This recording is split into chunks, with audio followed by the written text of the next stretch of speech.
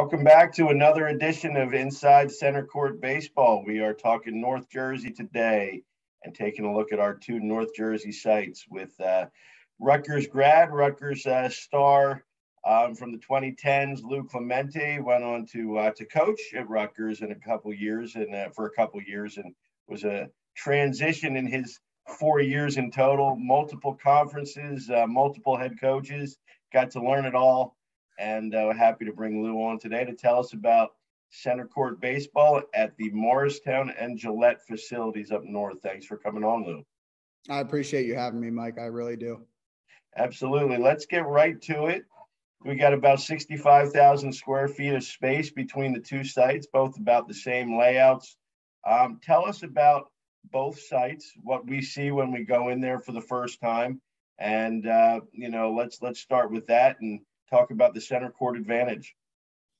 So in the Gillette facility, it's basically strictly the dome, the bubble itself. And you walk in, you got the 32,000 square foot and, there's two batting cages pinned against the back wall. We got some pitching mounts, tees, baseball, softballs where we're working, team trainings and our club team stuff goes on in there. We have high schools coming in, local little leagues such as Long Hill and Chatham and areas along those lines that come in, with whole teams and or as groups. The softball group was 51 girls, ages 8 through 14. So that was one of our bigger events that we had over the winter time. And, we were able to easily fit all those people in one space. You get a couple of coaches with you and, you kind of run a nice little program and everybody's super thrilled with it. Everybody's happy with the space. The biggest thing with our space is, it allows, anywhere from, it doesn't really matter the age. You can actually get a legitimate long toss and you can get legitimate fly balls. And that's the one advantage, especially in the Northeast with, being in a gym for high school or, being in an indoor facility in general, not many facilities offer, fly balls. Outfielders always get the short end of the stick. I played outfield my whole career. So I obviously know that with that routine, it's kind of like, you run pass patterns, you do your ground ball work, you get some fungos and then you hit, right? So with that being said, especially with all of the groups, high school, all the way down, through 8U, I basically went through a whole outfield progression with them for 8 weeks, just like I would with the Rutgers boys, when I was coaching over there and a lot of the stuff that I had learned from Glenn Gardner and Joe Laterio and all the guys that I had worked with and played for, obviously, Fred Hill, the legend Fred Hill and all that stuff. So, I took a lot of the stuff that I knew there, working through Rutgers and working a lot of the camps that I had worked in the past. I had learned some stuff from a lot of the other college coaches when we would go and do showcases and, we would have to run the outfield portion and stuff. There was a lot of things that I was able to adapt and kind of take with me and use to, whether I'm coaching my own high school team and or obviously doing the team trainings that I do now. So. Yeah, it's such that, honestly, looking at the sites, that's, every time I step in there, the spaces just overwhelm me, that you can do so many things. Let's talk about your career a little bit. I know well known up in the area, but All-American career at Brookdale Junior College first, then transferring to Rutgers for the 13 and 14 season, right? Playing for the legend Fred Hill, as we said, you hit two different conferences as a player in your 2 years, right? We do this when Rutgers started the slow move from the Big East to the Big Ten with the American Athletic Conference in between, and then the coaching career with Coach Laterio, and you mentioned Beef Coach Glenn Gardner, certainly obviously a legend around these parts as well. But what got you from there to Centercourt? So obviously, the playing career and everything like that was really good. The coaching career was very good. I loved coaching in college. I have a very big passion for that. I ended up actually, after I was done coaching college, I actually ended up going to be a one-on-one paraprofessional in schools with special education students, which I did have a big passion for. And then I was working at a hitting facility and everything like that, kind of going in and out, on a night-to-night basis. And then Chris Roof, the head coach at Governor Livingston High School, had contacted me after I had, basically decided that that was going to be my last year of coaching at Rutgers in 2017. And he was just like, hey, would you like to join our staff? And at first I kind of wanted to take the year off. I was a little, I was a little tired. I was a little, overwhelmed with a lot of stuff, and it was just a lot, it was just a lot. And that was something where I needed to take some time to, kind of decide whether I was going to coach with him or not. And, after a couple of days of thinking about it, I was like, the program is really, prestigious. We get kids recruited to big time universities every single year. And, just the way that he coaches is so immaculate and gets the kids ready, each year. I always feel like we have a chance, no matter, who comes in, who goes out, who goes in, who goes out. I always feel like we have a chance just by the way that, him and his staff, pitching coach Matt Rago is really awesome. And he does a great job. I mean, every single guy on his staff is really, really good. So I was like, I think this is a good opportunity for me. I'm going to take the JV job and be the head JV guy and be like the developmental coach, just to kind of make sure everything is good and smooth going into the varsity, on that transfer from, sophomores to juniors going up. And I really like that role, and I'm still in that role now. And I have a big passion for that, just from doing lessons and developing kids. And I feel like that's something that I enjoy because it's very rewarding. And not to get off topic, but yeah, Chris was actually the one that had introduced me to this position. I didn't know much about the facilities. I had heard about them in passing and everything like that. I didn't really know the locations. And then when I was able to take a look at them and stuff like that, I kind of had an idea where they were.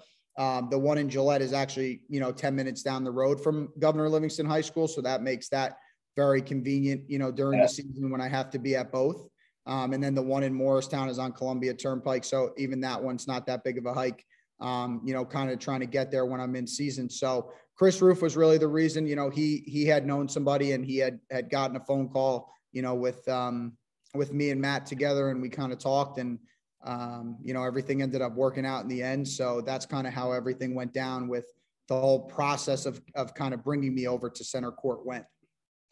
And you've had the opportunity to play for and work under with Coach Roof, some of the best and most respected, baseball minds that New Jersey has to offer. I mean, obviously, Coach Hill and Coach Laterio, your time at Rutgers, and Coach with, Coach Gardner. What have you been able to take from those guys that really kind of shapes your philosophy about doing what you're doing now? Yeah, I mean, that's the beauty of being able to work, under and play for and all of those, it's an abundance of knowledge. It's so much knowledge.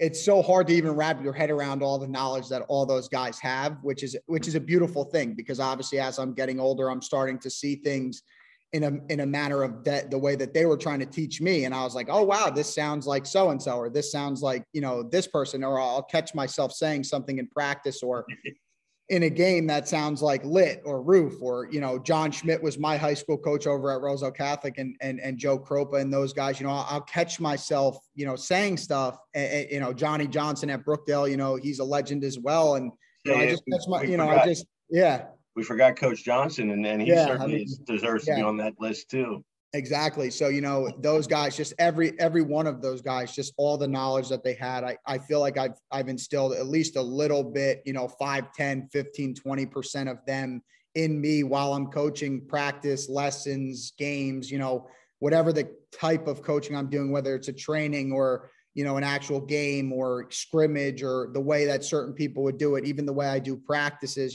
just certain things that I learned at Rutgers, GL, Roseau Catholic, Brookdale, I kind of just take it all and try to build it into one. And I know that there are some times where I'll do things that I'm like, oh man, he wouldn't have done it that way, but let's see if it's going to work, but I'm just so thankful, the path that I've gone through with all of those people. I'm so lucky, and I'm grateful to have had them as coaches and, or, work under them and, work with them as colleagues and stuff like that. So there's just an abundance of knowledge there. So.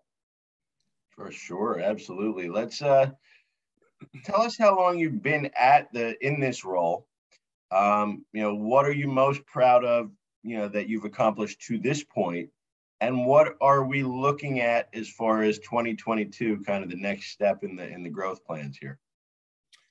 So I've been at the director of baseball operations for Morristown Gillette now for like a year and about a month.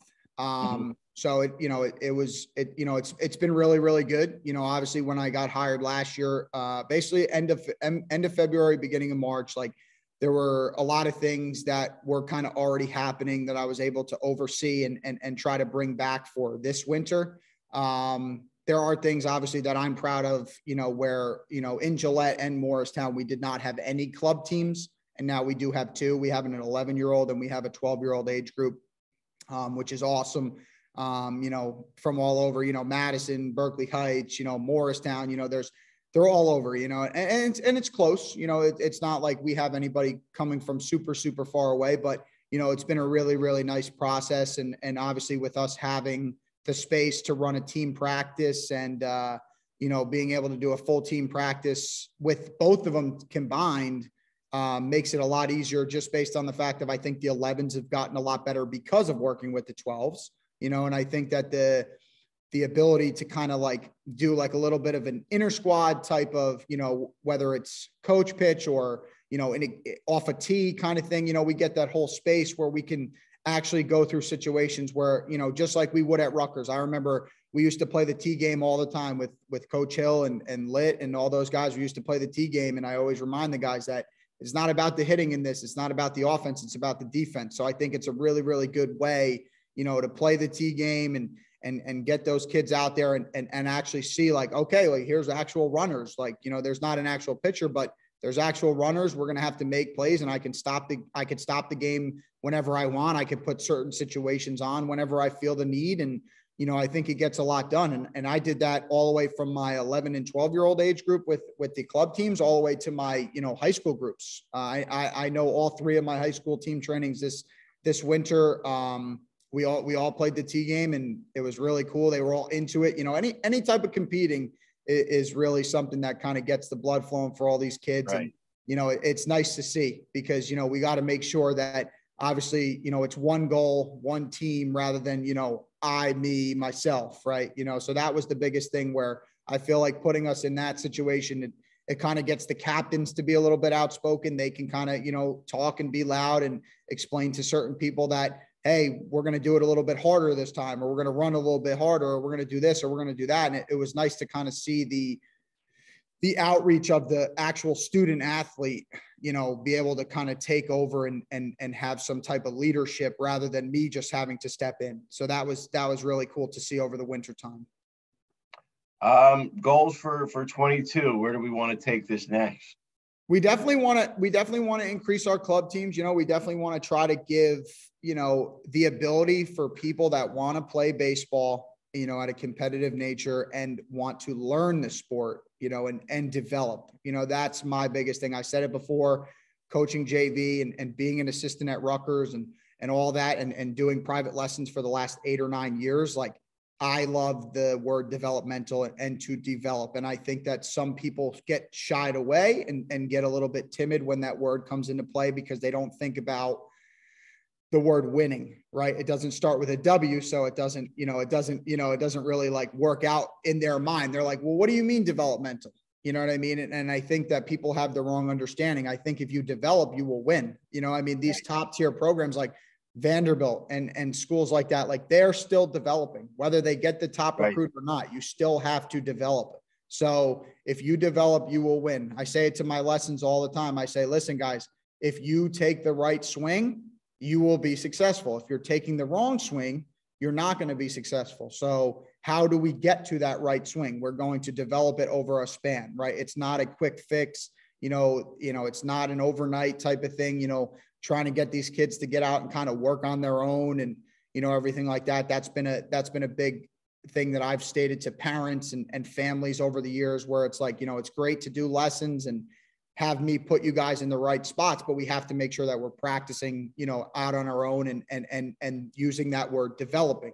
So that's a big thing for me, where it's like, I do want to obviously have more teams in 2022. I do want to have more high schools and more little league trainings, throughout the year from fall to winter to spring. and obviously some new teams, some new areas and everything like that. But that's going to be our main goal, because if I develop you or we develop you as a whole, whether it's, me or the staff that I have or if the coaches want to be involved, that's completely okay too. But we want to develop you, because the more you develop, the more you will eventually win. If you don't develop, you will not win. So that's why our approach in the North especially is, I'm not going to sit here and say we're not a win now. And I'm not going to sit here, we're not going to win. I'm going to sit here and say we are going to develop each and every player so that we can win. If we win 5 tournaments, great. If we win 1 tournament, great. If we win 0 tournaments, that's also fine too, as long as the kids got better and they can move on to play in middle school and they can play on the freshman or JV or varsity team moving forward. Like that's the rewarding part for me. That's where I feel the most rewarded, when somebody gives me a call or a text message. Hey, Joey made his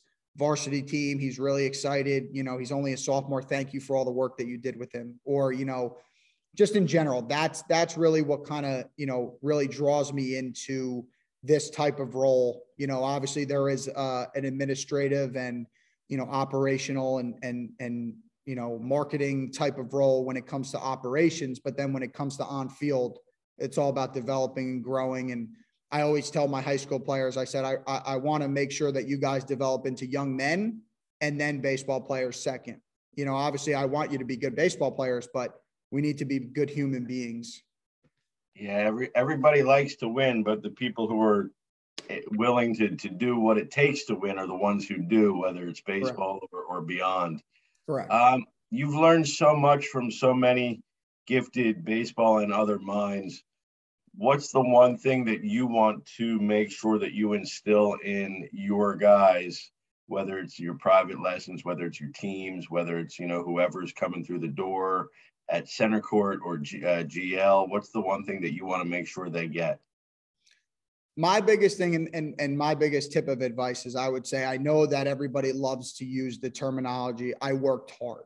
And that's completely okay. And I think that working hard is exactly what you should be doing. And I think that we need to understand as a whole, especially when you go beyond sports, whether it's basketball, baseball, football, lacrosse, hockey, it doesn't matter what sport it is. Everybody is going to work hard to get to a certain point.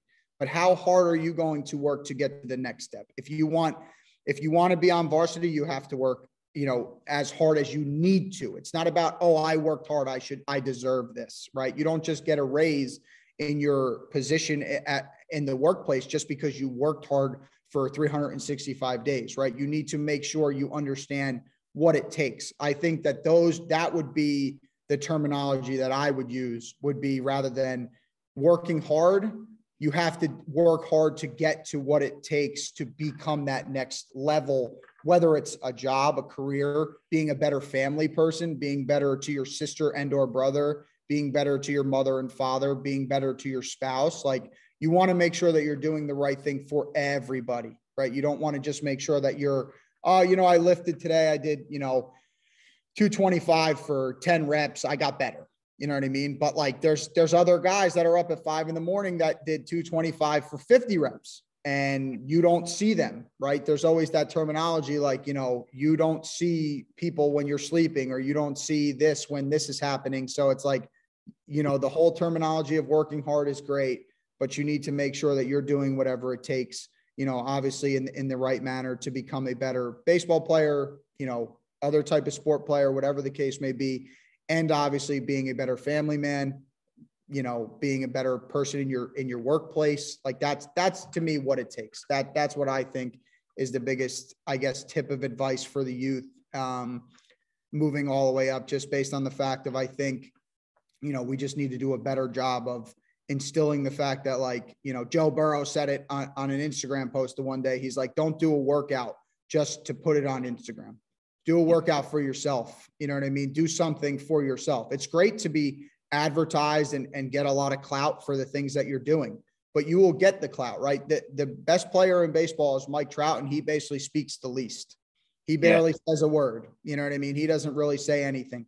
You never hear from him. And I think there are a lot of people that would like to hear more from him, but he just goes about his business, and he's the best at the sport. And that's just, you know, that's what he does. That's his, you know, nature. And I would say learn more from him rather than, you know, other pros that kind of, you know, or other people that are kind of making everything a publicity stunt or trying to get, you know, I guess like clout from, oh, I'm on this page, I'm on that page. I was featured on SportsCenter last night because of this or that. Like, it's like, that's great.